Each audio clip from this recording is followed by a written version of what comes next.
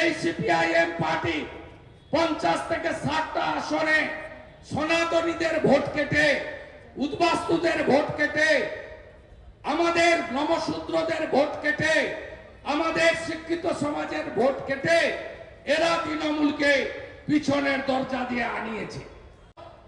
বলছে দিদির খাবি আর মোদির গুণগান করবি, যেন তৃণমূল কংগ্রেসের নেতা নেত্রীরা তাদের পৈতৃক সম্পত্তি বিক্রি করে এই সুযোগগুলো জনগণকে দিচ্ছে। গোটা রাজ্যটা দেউলিয়া। কি দিয়েছেন আপনারা? মায়েরা ঝাঁটা ধরবেন না, ধরবেন না ঝাঁটা। মদের দোকান দিয়েছে এই রাজ্যের মদশ্রী মুখ্যমন্ত্রী, আপনাদেরকে 21,000 মদের দোকান দিয়েছে। একে আরো ভোট দেবেন? হ্যাঁ, এটা বিধানসভার ভোট নয়, কিন্তু এই রাজ্যে